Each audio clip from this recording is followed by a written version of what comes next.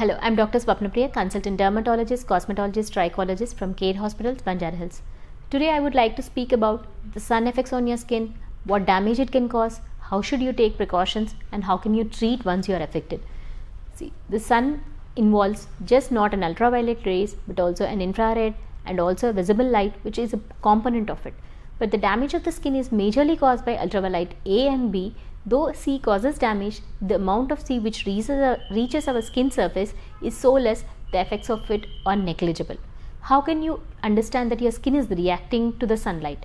The symptoms what you experience usually on exposure to the sun determines whether you are sun sensitive or not. Few people experience itching sensation, few people experience redness, and few have bumps which are elevated transiently and they subside later.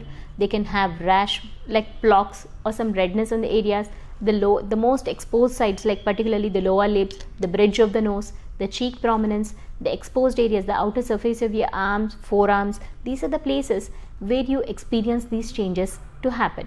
And when these happens, then what does it mean? It always doesn't mean that my skin is having a problem. No, you need to start taking some sun protection precautions to start with, to change your clothing, to start using your sunscreens regularly. This doesn't mean that you are applying a sunscreen and you expect the protection to happen for the whole day. It doesn't happen because the sun protective efficacy of a sunscreen only lasts for 4 hours.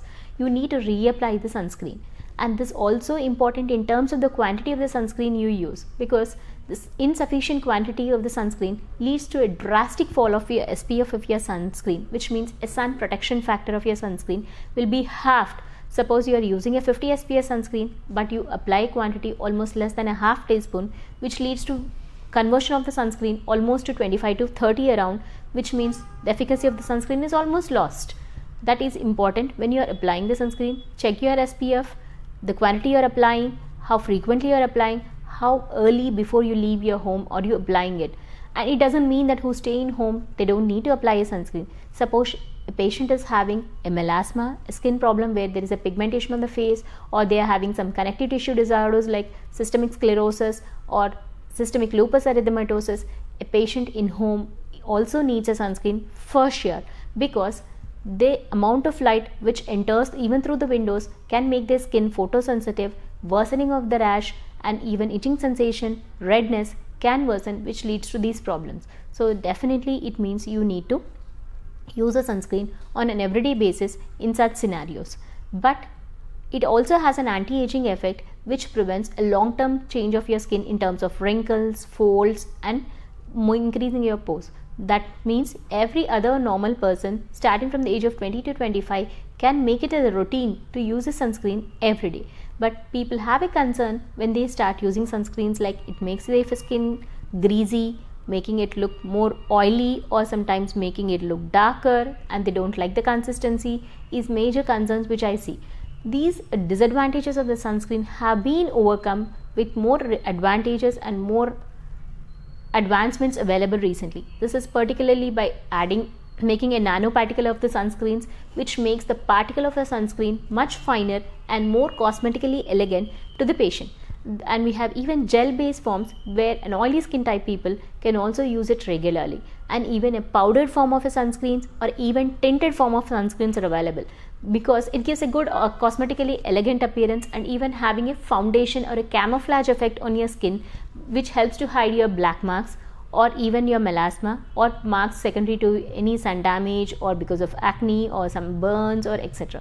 So these are advantages of using a sunscreen, which helps you to understand, to make it a habit and a routine in your lifestyle to use a sunscreen every day. You have taken all these precautions, in spite of it your problem is persisting, or for some other reasons you are not able to use your sunscreen regularly. Though you have used a sunscreen, the skin has tan. Then what we can do? The next thing is an option of an oral sunscreen, which is available for people who go for an outing more in a sun. Those days people can plan to take an oral sunscreen which has minimal side effects and good efficacy along with the topical sunscreens. And the dose of the tablets, the duration to be used will be determined by the doctor once they examine you, and they would suggest you personally to be used depending on the patient's skin type. But definitely the side effects have not been documented so much that they need to be worried about the oral sunscreens. And coming to the aspect of the types of the sunscreens and everything. Treatment aspect. Once someone has a rash which is persisting beyond some time and not improving just with your physical protection measures and a sunscreen, they need to be evaluated. They need to be checked if they have any autoimmune disorders or some genetic disorders, because there are few conditions which need oral medication, not just a sunscreen. In conditions like systemic lupus erythematosus, the patient has photosensitivity as one of the symptoms, or dermatomyositis, they have just photosensitivity as one of the symptoms, but they already have other complaints like hair loss, oral ulcers or joint pains and muscle weakness, and other complaints which can be identified only on systemic evaluation of the patient or further investigations. And sometimes they can get bubbles or blisters in the sun exposed areas, which means they have to be evaluated for any other congenital genetic disorders, which helps in prevention of further damage of the skin, and chances of cancers become more in a genetic disorder when a patient is exposed to the sun continuously. So these are all the areas of concern which needs to be taken care when patient has some problems. When it is just an allergic reaction to a sun, then patient needs a topical steroid cream for a very short period of time, only until unless the effect of the rash, effect of the sun which has damaged the skin would come down. Another is a solar urticaria, where patient needs an antihistamine along with sun protective precautions so that the flare of the urticaria doesn't happen. Coming to the actinic cheilitis condition, where people have cracked lips or a chapped lips, particularly on the lower lip, which gets worsened on the sun exposure, they need to incorporate using a SPF based lip balm, which helps to give them a protection from the sun on their lips also. So these changes will help. And coming to the diet, which has beta carotenes, will encourage you having an oral antioxidant which helps to give some protection from the sun. So these are the precautions which need to be taken when you are exposed to sun to prevent your problems.